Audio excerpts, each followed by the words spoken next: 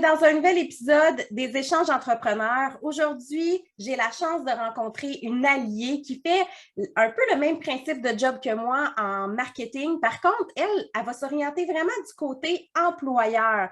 Fait que ça fait une chimie qui est extraordinaire. Donc, aujourd'hui, j'ai la chance d'introduire Lana Penneau. Donc, bonjour Lana. Bonjour Christelle, merci de m'inviter à ton podcast. Ça me fait plaisir. Lana, j'aimerais ça qu'avant qu'on rentre dans le vif du sujet, que tu te présentes un peu, t'expliques un peu ton parcours, puis qu'est-ce qui fait qu'aujourd'hui, tu te spécialises dans les réseaux sociaux, mais version employeur. Oui, bien en fait, moi, après plusieurs années d'expérience dans le privé puis dans des OBNL, j'ai décidé de me lancer à mon compte en 2016 comme consultante formatrice en marketing sur les médias sociaux. Donc, je faisais à peu près la même chose que Christelle Serail, mais donc, de bout en blanc, avec la pénurie de main-d'œuvre que l'on connaît, j'ai des clients qui m'ont demandé à partir de 2019 de les aider avec leur recrutement. On voyait que quelques agences commençaient à utiliser les réseaux sociaux pour le recrutement, puis ça semblait bien fonctionner. Fait que j'ai donc repositionné mes services vers le recrutement et le marketing de recrutement sur les réseaux sociaux spécifiquement. Et voilà, ben, j'adore ça parce que je me suis rendu compte que je n'aimais pas tellement ça, moi, vendre des produits et services. OK? Puis là, ben, j'adore ça parce que je vends des humains à des humains. Puis c'est C'est vrai même que que du bonheur. ouais, et puis c'est une spécialité tellement, spécialité spécifique, là, je me répète un peu en disant ça, mais c'est vrai qu'on oublie à quel point les médias sociaux peuvent être forts pour justement le recrutement, que c'est pas juste tu vends ton produit, mais tu peux vendre aussi ton entreprise à d'autres catégories de personnes aussi. Puis, est-ce que tu as des médias sociaux que tu trouves qui sont le plus utiles dans ces démarches-là? Bon, ben, il faut faire une petite subtilité ici, c'est que je dis souvent à mes recruteurs ou à mes employeurs qu'un des plus grandes faiblesses qu'ils ont, c'est qu'ils utilisent justement les réseaux sociaux uniquement pour le recrutement. Mhm. Puis, ben, c'est parce que ça va nuire à leur réputation employeur, puisque les chercheurs d'emploi vont arriver sur leur page Facebook ou leur Oui, compte LinkedIn, puis ils vont voir que ben, ils sont toujours en train de recruter. c'est vrai. Donc, ça va dire, ah, ils ne gardent pas le monde. Ils sont tout le temps en train de chercher des nouveaux employés. C'est quoi le problème? Donc, ça peut susciter une inquiétude et donc donner une faiblesse. Donc, les Mhm. réseaux sociaux, tels que Facebook et LinkedIn, sont les deux plus grands réseaux sociaux utilisés pour le marketing de recrutement. Mhm. Pas uniquement pour le recrutement, mais bien entendu aussi pour communiquer notre marque employeur, Mhm. J'aimerais ça présenter que tu nos expliques. ambassadeurs. Ouais, j'aimerais ça que tu expliques un peu qu'est-ce que tu veux dire par la marque employeur. Hey, ça, là, c'est quoi cette affaire-là? Bien, écoute, c'est un peu comme un gâteau. Mhm. Tu sais, il y a des familles là, que leur grand succès, eux autres, c'est les cupcakes. D'autres, ça va être les gâteaux au fondant au chocolat. OK? Et d'autres, ça va être les gâteaux étagés, un peu style mariage. Mhm. Et dans chaque entreprise a sa propre recette de gâteau de famille avec des ingrédients qui sont vraiment particuliers, il y a des ingrédients qui sont plus moelleux, des ingrédients qui sont plus croquants, il y a des ingrédients qui sont plus sucrés, d'autres plus salés. Et il y a aussi le glaçage, bien entendu. Et ce qui est Ouais. important dans la recette du gâteau de la marque employeur, c'est de faire attention à ce qu'elle soit authentique. Parce que si on fait juste un beau gâteau avec du beau crémage, lorsque les chercheurs d'emploi, les Mhm. candidats vont y goûter, puis si ça ne goûte pas vrai, là, puis que c'est pas bon, là, ça va faire comme nous quand on goûte un cocktail, que la texture à l'intérieur n'est pas bonne. Donc, marque Une belle employeur image. doit Mhm. révéler exactement c'est quoi l'ADN d'une entreprise, sa culture, bien entendu, sa mission, ses valeurs, Mhm. mais Mhm. beaucoup, beaucoup, beaucoup. Moi, je travaille beaucoup avec l'expérience employée. Mm. Parce Puis là, que ça m'amène. oui, c'est vrai qu'aujourd'hui, on est dans un ère où c'est plus nécessairement l'employeur qui choisit ses employés comme Non, c'était, t'envoies plus un CV puis il scrute. C'est l'inverse, c'est l'employé qui va choisir l'employeur qui a envie de absolument, le travailler. marché de l'emploi est aux chercheurs d'emploi, alors Mhm, que si on recule il y a quelques années, les recruteurs avaient vraiment là, un bar ouvert de candidats, de CV. Ils cumulaient ça pendant 6 mois, 1 an, les CV. Oups, il y mhm. avait un poste à combler, ils allaient retourner dans leur banque de CV. Ils ne peuvent plus faire ça aujourd'hui. Non, c'est Donc, il y a vrai. une rareté de main-d'œuvre et les chercheurs d'emploi le savent très bien. Donc, ils magasinent. Ils Oui. se magasinent une recette, un bon gâteau avec un bon glaçage, puis une belle expérience d'employé. Et Mhm. ça, ben, ça m'amène à ton dernier podcast que tu as fait. Et on parlait de fidélisation et de rétention. Oui, avec Tu sais, Charles-Olivier Plongère.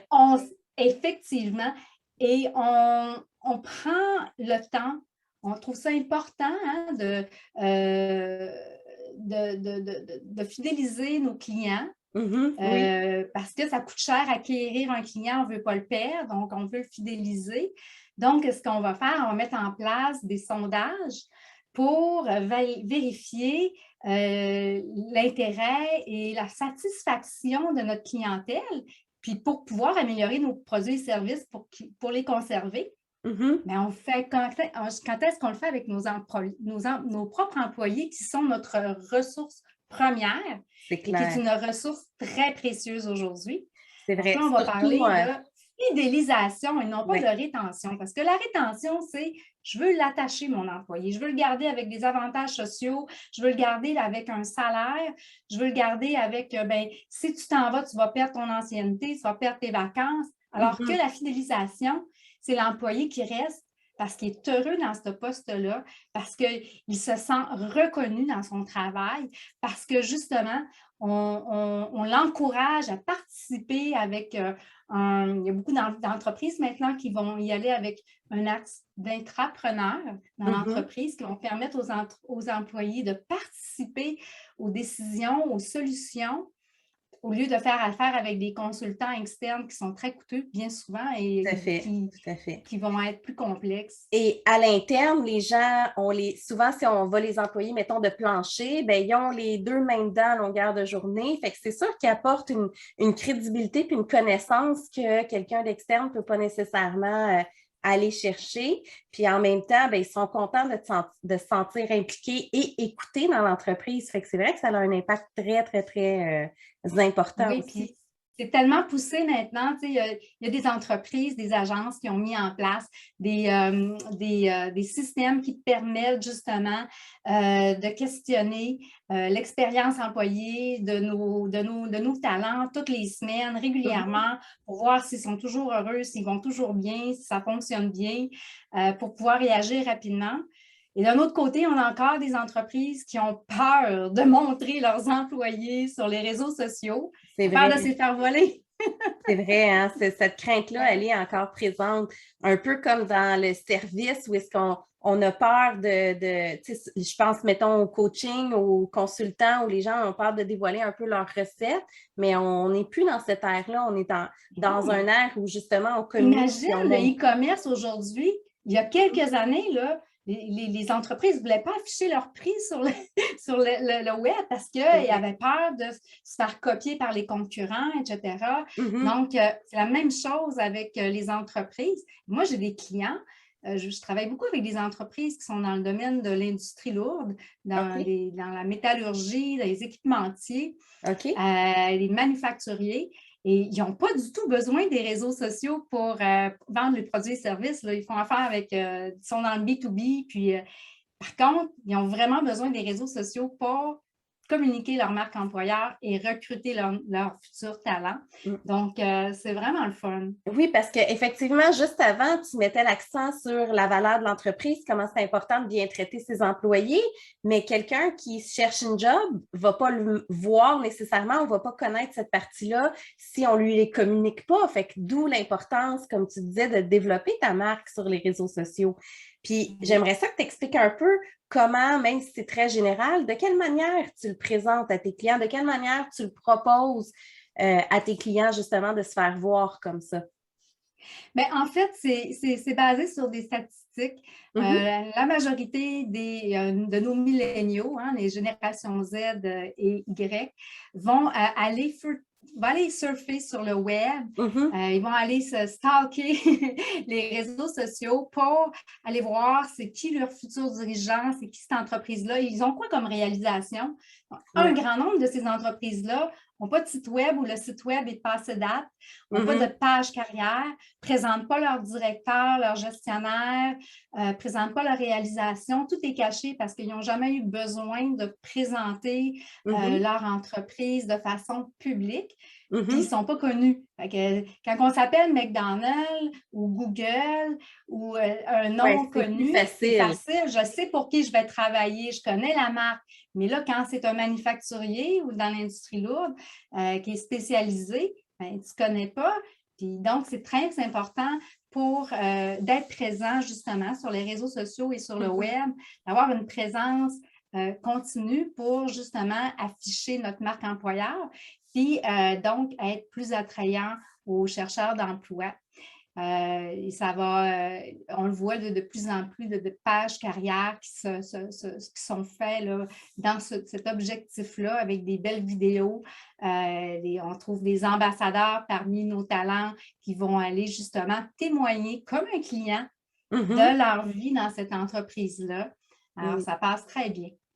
J'ai en tête souvent la campagne de Bain Magique que j'ai toujours adorée, du moins sur Instagram.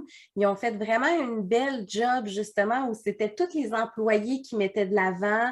Ça avait l'air le fun de travailler. Fait que c'est un peu ça, l'objectif. C'est des vrais employés. Tu les mets dans des situations, puis quelqu'un qui se cherche une job tombe là-dessus. Ça a l'air trippant. Tu as envie de faire partie de ce gang-là. Fait que c'est un peu ça, dans le fond, que tu essaies de faire comprendre à ces types d'entreprises-là.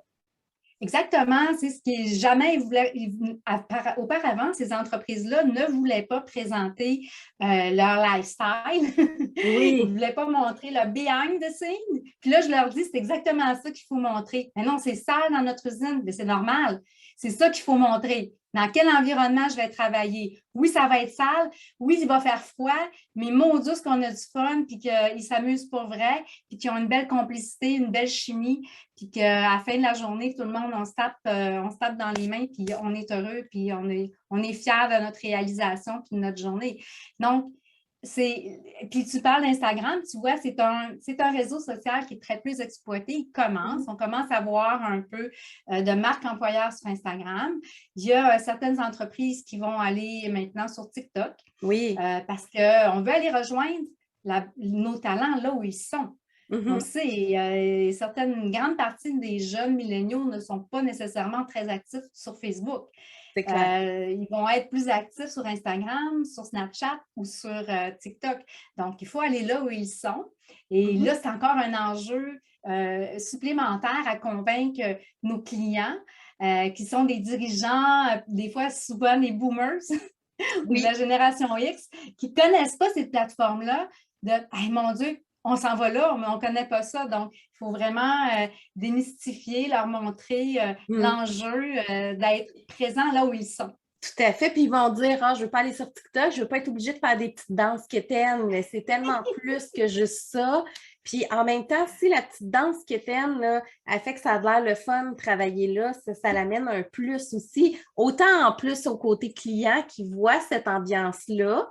Fait que c'est pas juste le futur employé ou l'employé, mais je pense que ça va rejoindre tellement une multitude de personnes en s'impliquant de cette manière-là que c'est juste du positif qu'ils peuvent en ressortir. Mais je ne pense pas que les dirigeants soient obligés d'aller faire des petites danses, chorégraphies sur TikTok, Instagram. Par contre, les employés, eux autres, qui sont open de le faire avec le hashtag de marque, bien Oui, ça va être le fun. Mais il faut oui, faire confiance à nos employés de faire des oui. stories, puis de faire des reels, puis des TikTok.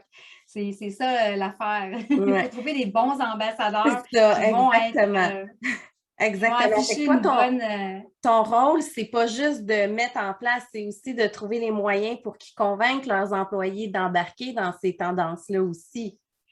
Oui, mais généralement, là, c'est parce qu'on arrive avec le sondage au tout début d'expérience employée, Mhm, puis on lui dit mhm. que c'est 100% confidentiel et que le but, c'est de nous aider à recruter leurs futurs collègues de travail.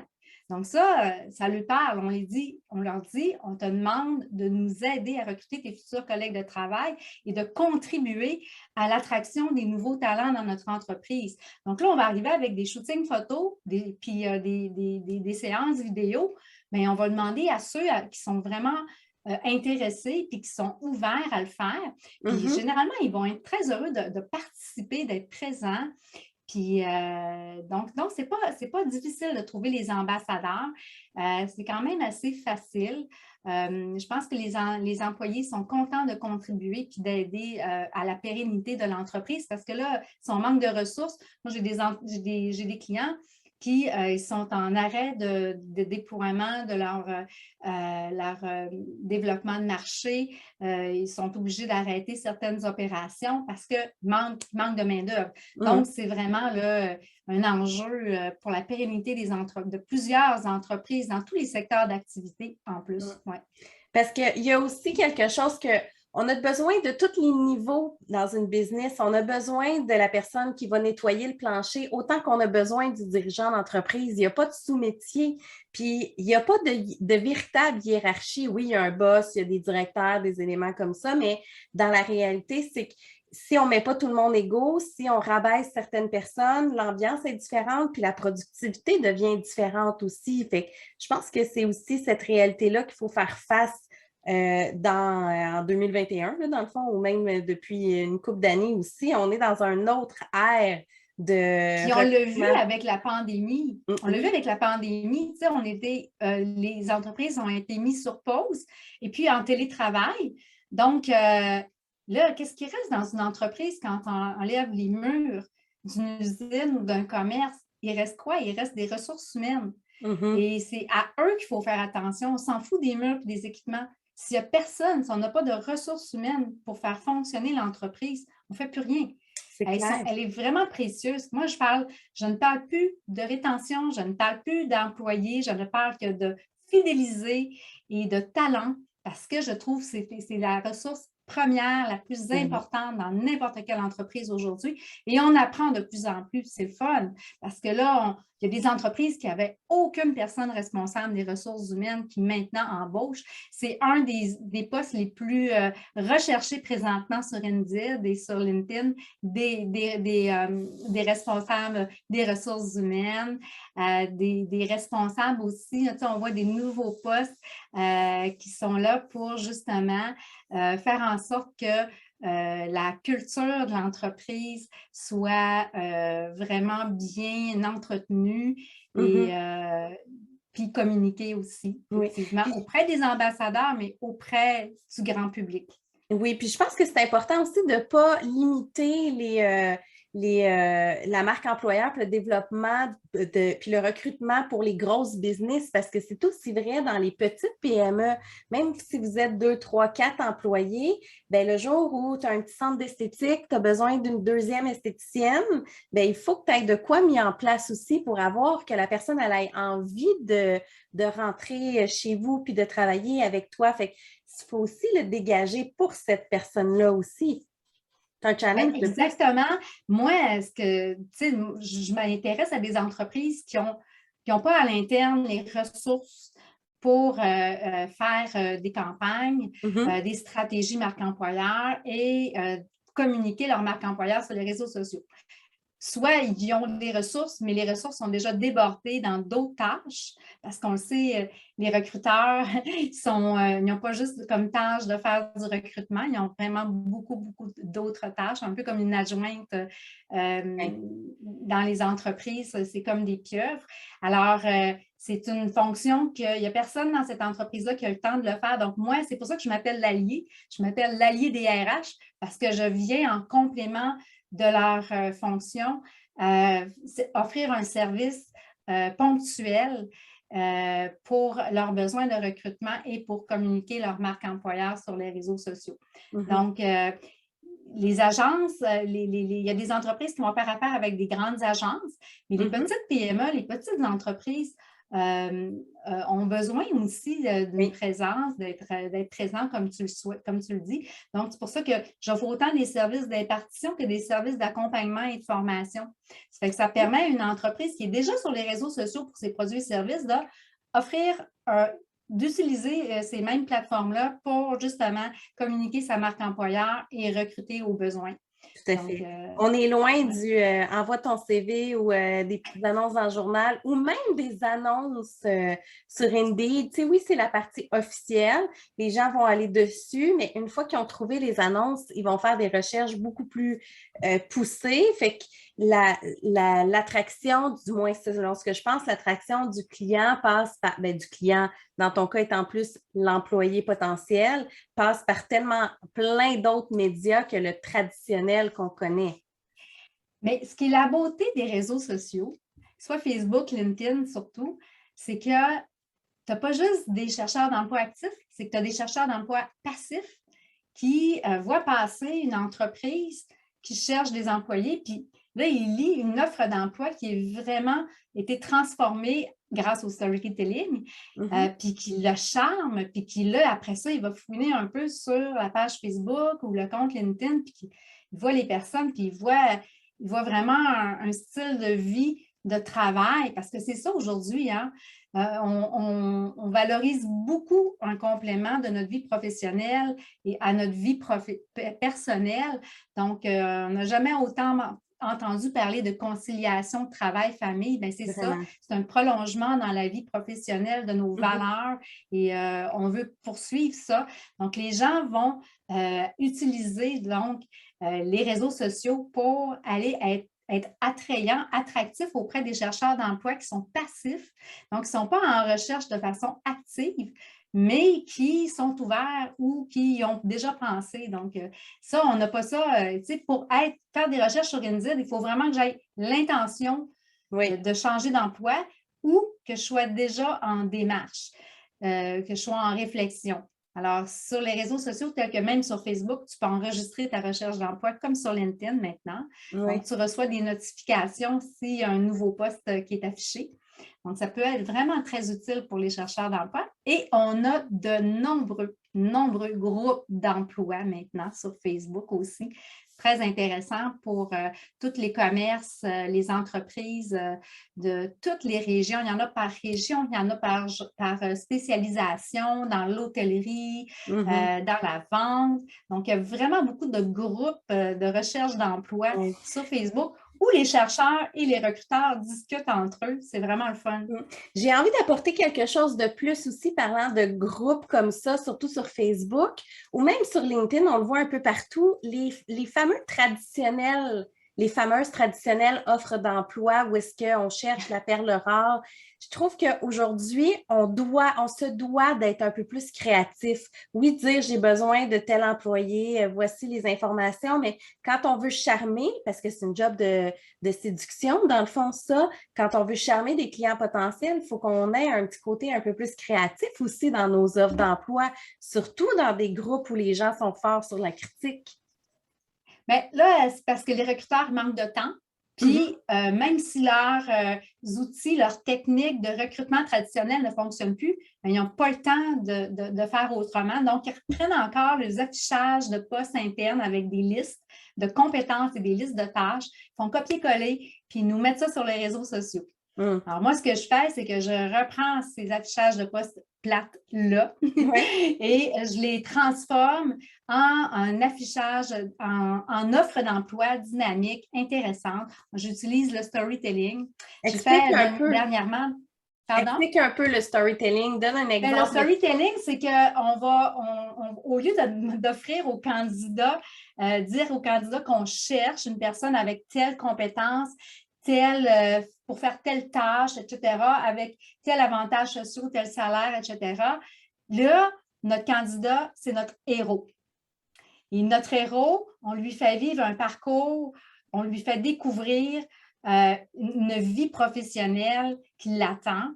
Puis dans sa vie professionnelle-là, dans sa vie au quotidien, dans ce nouvel emploi-là, il y a des personnages secondaires qui sont ses collègues de travail éventuellement et les dirigeants, les gestionnaires. Donc, c'est vraiment de transformer une offre d'emploi plate avec des listes de tâches et des listes de compétences en une histoire. Une histoire qui va arriver, puis c'est toi le héros de l'histoire. Donc, ça, c'est magnifique.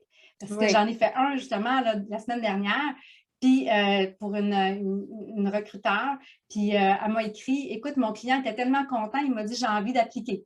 Fait que, tu sais, il faut vraiment, c'est fun, mais il faut vraiment transformer, il faut arrêter de dire qu'on est à la recherche, premièrement, parce que ça fait trop. Je suis en urgence, j'ai un feu, on ne sait plus quoi faire, ça fait que... On va accepter n'importe qui. Effectivement. Donc, oui, je pense qu'il faut être attrayant, il faut faire ressortir justement cette culture d'entreprise. C'est quoi nos forces? C'est quoi nos faiblesses? Il faut être authentique là-dedans. Là. Ça se peut qu'il y ait des tâches plates, cléricales dans ta job qui t'attend. Ça se peut que, mais on ne te demandera pas d'être un super-héros. Ou une pieuvre, parce que c'est des mots qui vont faire peur. Il faut être authentique quand même. Donc, il faut faire attention aussi à l'inclusion aujourd'hui. On a l'écriture inclusive qu'on peut utiliser. Il faut faire attention. Des fois, on cherche des jeunes à temps partiel, mais il y a des pré-retraités et des retraités qui reviennent au travail, qui sont disponibles aussi à temps partiel. Donc, il faut être le plus inclusif possible. Il faut arrêter de se mettre des barrières puis de se mettre des œillères avec nos affichages de postes. Il faut vraiment avoir une offre. Tu sais, tu ne vas pas vendre tes produits et services avec des listes à puces. C'est clair, c'est clair. Fait que tu ne vas pas aller chercher un humain avec des listes à puces aussi. Non plus. C'est un peu si le monde du recrutement est en train d'évoluer là où il aurait dû évoluer en même temps. Tu sais, quand l'ouverture a été sur les réseaux sociaux, ben, c'est le temps aux recruteurs, c'est le temps aux employeurs, dans le fond, de rentrer dans le bassin aussi. Si nos clients achètent par là, nos employés achètent par là aussi. Puis, on le sait, c'est une entreprise, autant pour vendre par après, il faut qu'il y ait les bons employés en place pour offrir le service client, pour offrir les bons produits. Fait qu'une entreprise, c'est plein de petits départements qui doivent être fusionnés ensemble pour que ça fonctionne. Et c'est un gros plus pour une entreprise de montrer ses employés, ses ambassadeurs, la qualité de vie au travail à ses clients. Moi, je vais être bien plus enclin à aller acheter des produits dans une entreprise où je sais que les clients sont bien traités versus une autre où je ne le sais pas du tout, où ils ne le sont pas parce que j'ai vu des avis négatifs passer sur Google, sur Indeed ou sur Facebook. Donc, il faut faire attention avec notre réputation employeur parce que ça peut même aller jusqu'à atteindre notre réputation au niveau de notre clientèle. Tout à fait. Puis aussi faire attention à la fréquence des postes. J'ai en tête une entreprise qu'à chaque semaine, ils recherchaient des employés sur leur page d'entreprise, sur leur page Facebook d'entreprise pour aller chercher leur clientèle. Là, ils offraient en plus, à chaque semaine, où j'exagère un peu, là, mais pas tant, ils étaient tout le temps en train de chercher des nouveaux clients, pas des nouveaux clients, je m'excuse, des nouveaux employés. Ce qui fait que ça faisait l'inverse, autant pour les employés que pour les clients potentiels. On avait l'impression qu'ils étaient toujours en train d'avoir des employés dehors, puis qu'il n'y avait pas de fonds de roulement, que les gens ne restaient pas. Fait que ça aussi, c'est important d'avoir un calendrier de publication diversifié, divertissant. Oui.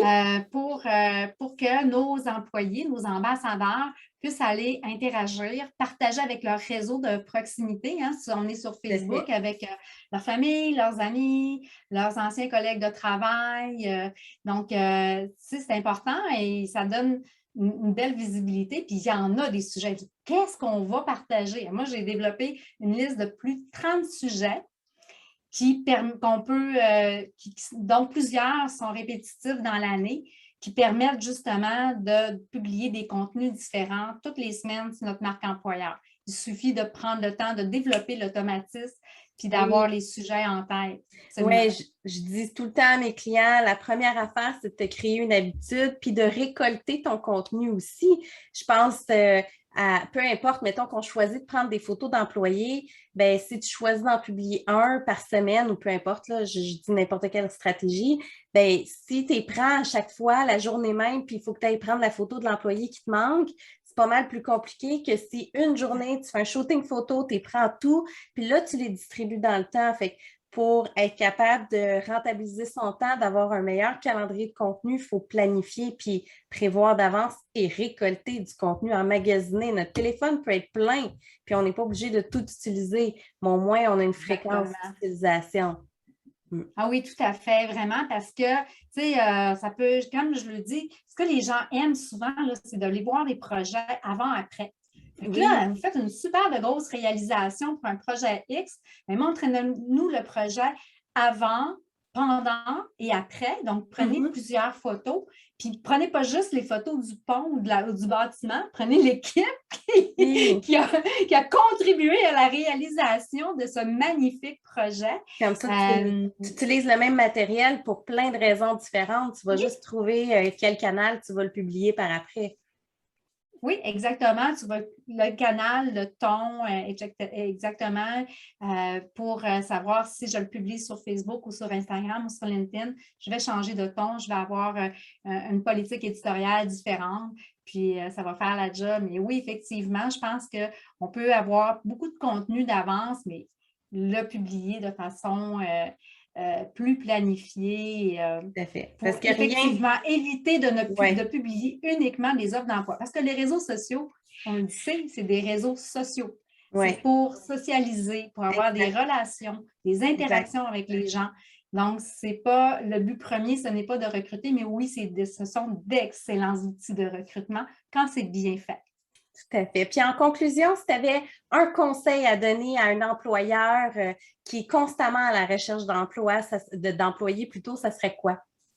Mais de prendre le temps, de prendre quelques minutes pour s'arrêter, pour regarder qu'est-ce qu'il fait présentement, ne fonctionne pas, parce qu'il est Mhm. toujours en recherche d'employés. Ça coûte plus cher avoir une chaise vide ou ça coûte encore plus cher une chaise qui se libère qu'une chaise vide. Donc, il faut fidéliser, bien entendu. Puis Oui. il faut prendre le temps d'avoir une bonne stratégie de notre marque employeur et de prendre les bonnes ressources pour la communiquer aussi. Ce serait mon conseil le plus utile. Excellent. Merci, Lana. Et ça peut Écoute, être à la oui, portée de n'importe quelle entreprise, de tous les secteurs d'activité. merci. Puis si on veut te rejoindre, Lana, on fait comment? Info@lanapenno.ca par courriel, mon site web lanapenno.ca. Je suis sur Facebook et sur Instagram et LinkedIn avec Lana Penno. Excellent. Un énorme merci pour ton temps. Puis je te souhaite une belle fin de journée. Merci. Merci.